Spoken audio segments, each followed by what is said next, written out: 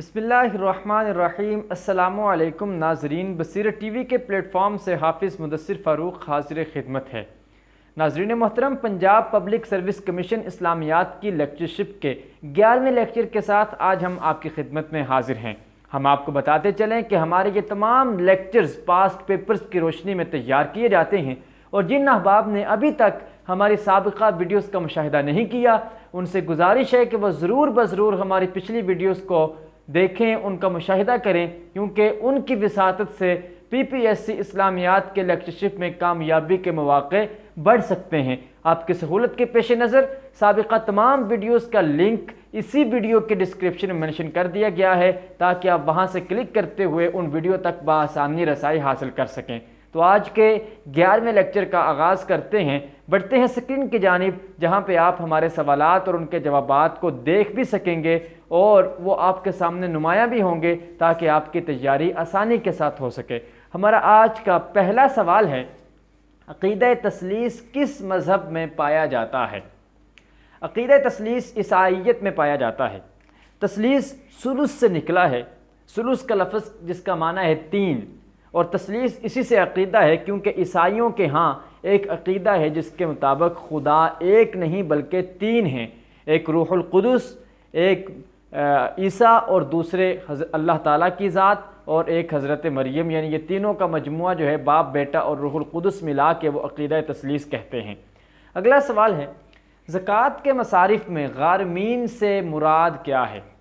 مصارف زکوٰۃ میں غارمین سے مراد مقروض ہیں۔ نیکسٹ کویسچن، علم الفرائض سے کیا مراد ہے؟ علم الفرائض سے مراد وراثت کا علم ہے۔ اگلا سوال ہے، خراج کا معنی ہے؟ خراج کا معنی کرایہ اور محصول، یعنی جو ٹیکس وغیرہ ہوتا ہے وہ خراج کا مطلب ہے۔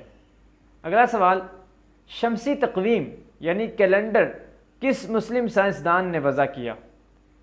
کیلنڈر عمر خیام نامی مسلمان سائنسدان نے وضع کیا۔ اگلا سوال، ابو ریحان البیرونی کو سائنس کے کس شعبے میں مہارت حاصل تھی؟ البیرونی کو علم حیات میں مہارت حاصل تھی۔ نیکسٹ کویسچن، عہد بنو امیہ میں فتوحات کا دور کس حکمران کا دور کہلاتا ہے؟ فتوحات کا دور ولید بن عبد الملک کے دور کو کہتے ہیں۔ اگلا سوال، سنوسی تحریک کے بانی سید محمد بن علی السنوسی کہاں دفن ہیں؟ آپ الجزائر کی جغبوب یونیورسٹی کے احاطے میں مدفون ہیں۔ اگلا سوال، خلافت عثمانیہ کے کس حکمران کی فوج کا نام ینی چری تھا؟ خلافت عثمانیہ کے اس حکمران کا نام ہے سلطان اور خان۔ ینی کا لفظ ہے نئی، اور چری کا معنی ہے فوج، یہ دونوں ترکی کے الفاظ ہیں۔ ینی چری کا مطلب اردو میں بنتا ہے نئی فوج۔ تو خلافت عثمانیہ میں سلطان اور خان ایسا سلطان تھا کہ جس کی فوج کو ینی چری کہا جاتا تھا، یعنی نئی فوج کے نام سے مخاطب کیا جاتا تھا۔ اگلا سوال ہے، مغل حکمران شاہ جہاں نے اپنی کس بیوی کی یاد میں تاج محل بنوایا تھا؟ ارجمند بانو بیگم۔ یہاں پہ میں ایک بات واضح کرتا چلوں کہ بعض جگہ پہ ممتاز محل بھی بتایا جاتا ہے کہ اس کا نام ممتاز تھا۔ ممتاز اس کا نام اصل میں نہیں تھا، اصل میں اس کا نام ارجمند بانو بیگم ہے۔ وہ محل تاج محل کو ممتاز محل کہا جاتا ہے اس کی نسبت کی وجہ سے، اصل نام ارجمند بانو بیگم ہے۔ اگلا سوال، جنگ حطین کس کے درمیان ہوئی؟ یہ جنگ سلطان صلاح الدین ایوبی اور عیسائی سپہ سالار ریجینالڈ کے مابین ہوئی۔ اگلا سوال، عراق کا دارالحکومت بغداد کس عباسی خلیفہ نے تعمیر کرایا تھا؟ اس عباسی خلیفہ کا نام ہے ابو جعفر منصور۔ سوال یوں بھی پوچھا جا سکتا ہے کہ عراق کے دارالحکومت کا نام کیا ہے؟ تو عراق کے دارالحکومت کا نام بغداد ہے۔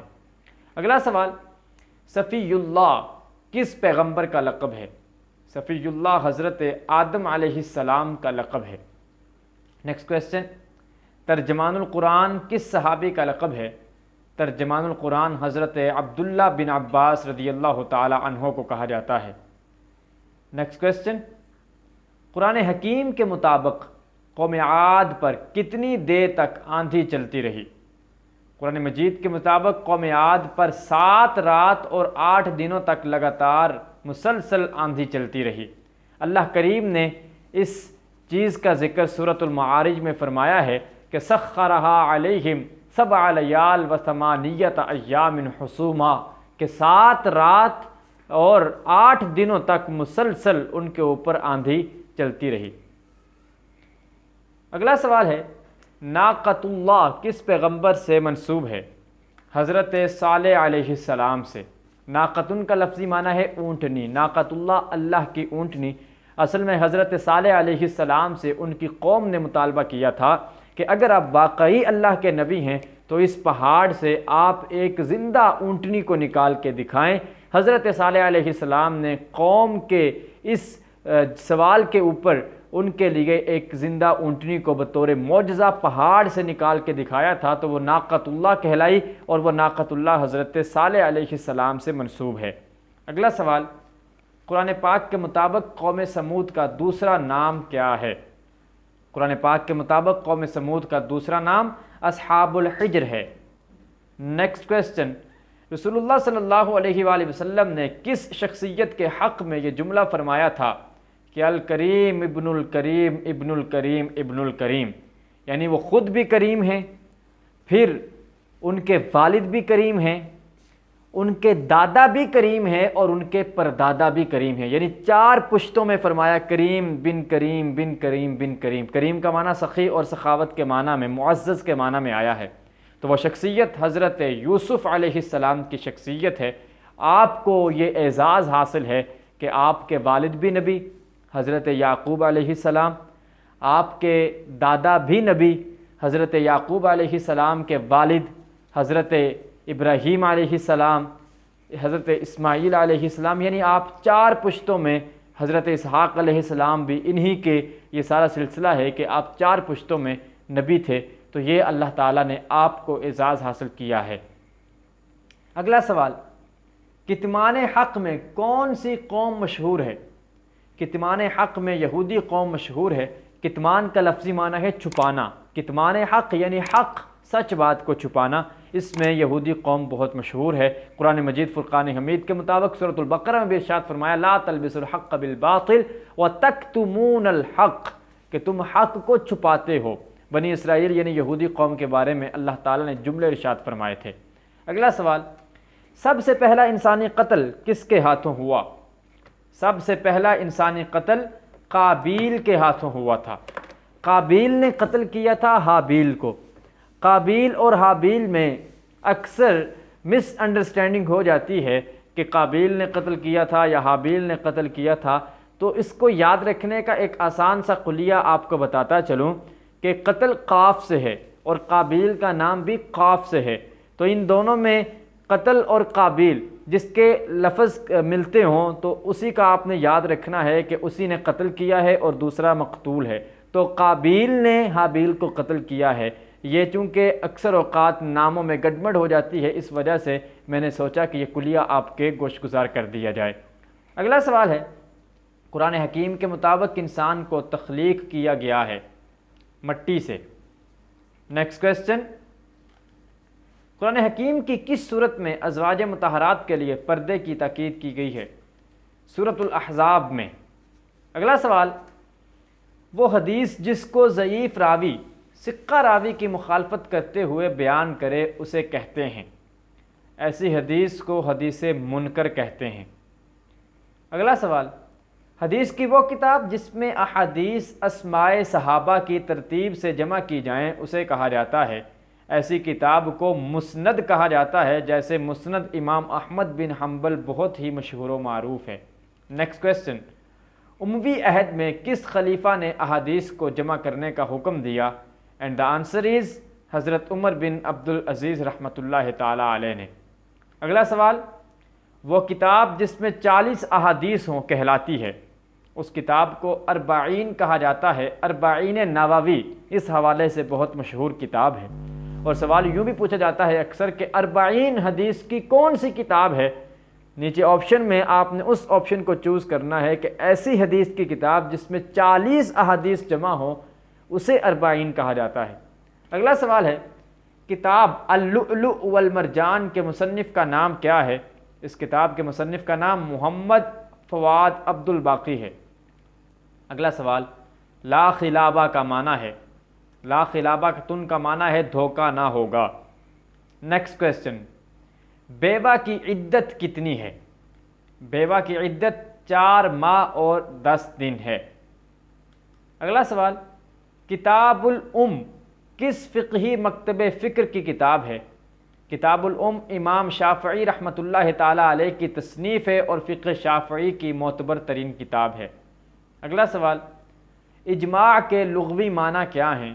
اجماع کے لغوی معنی عزم اور اتفاق کے ہیں، یعنی جس پہ بہت سارے لوگ جمع ہو جائیں اسے اجماع کہا جاتا ہے۔